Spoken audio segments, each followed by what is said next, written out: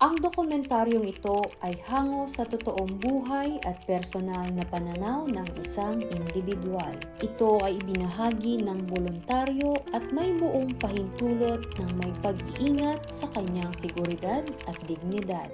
Ang bawat salita at alaala ay kwento ng kanyang sariling karanasan, mga pagkakamali, pagsisisi at pagbangon. Layunin nitong magmulat sa katotohanan, maghatid ng aral at magbigay ng pag-asa, hindi upang magsalita para sa iba o magdulot ng hidwaan. Hanggang sa makakilala na ako ng mga OFW, mga aktivista, panig pala ito ng kabila.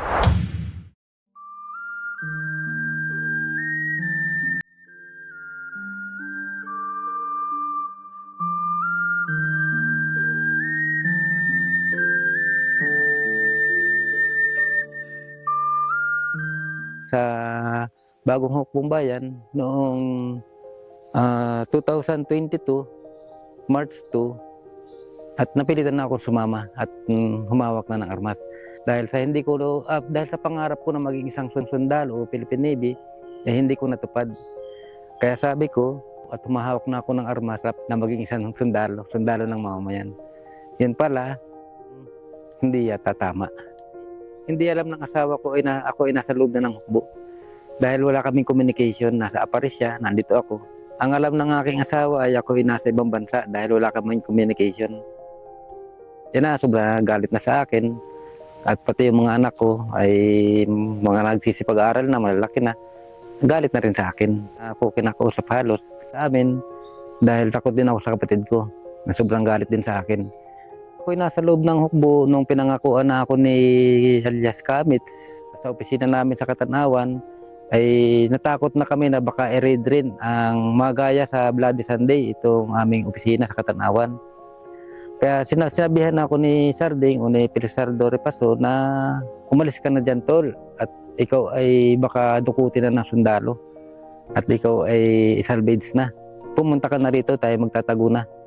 Nagtago na kami noon sa Timunan hanggang sa kontak na pala siya ni Julio na NPA na dito sa Quezon. Siya na po yung sa Apolonio Mendoza Command ng NPA Quezon. Na kontak si Julio, tumawag si Julio kay Sarding na ako daw ay ipasok na sa Bagong Hukbong Bayan ng Apolonio Mendoza Command. Pamumuno ng platoon ni Kamits.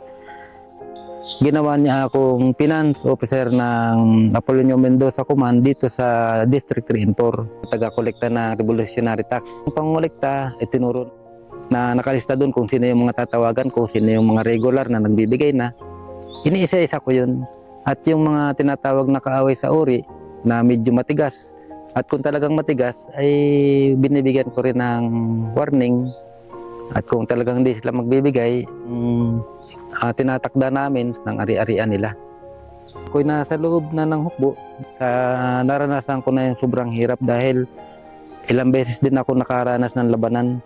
Sa tuwing may labanan, ay kami ay puro atras, puro lakad, na sobrang layo. Doon ko naranasan yung hirap, gutom, at talagang sobrang pagod ng kalalakad. At nandiyan yung tension, yung pangamba na baka mamaya nandiyan na sa paligid ang kalaban.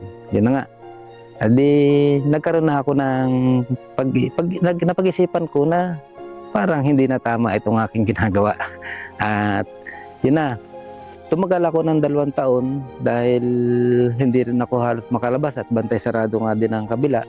Sabi ni Mets na kayo ay pag nakita sa labas ng mga sundalo, babalatan kayo ng buhay. Hindi kayo bubuhayin yan. Kaya huwag na huwag kayo magpapakita. Kahit kayo ay tumakas, pag nakita kayo ng sundalo, kukunin kayo niya at papatayin kayo niyan.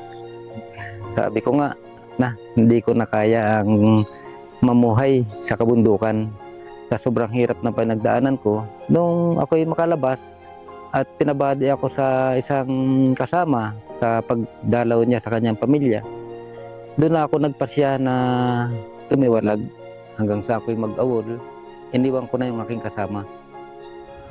Nung ako'y sumurrender na at bagong buhay, ang una kong nakita di yung kapatid kong babae. Pangalawa, di pinuntahan ko yung asawa ko sa Cagayan. Tuwang-tuwa nga po yung asawa ko At nagpapasalamat na ako ay nagbagong buhay na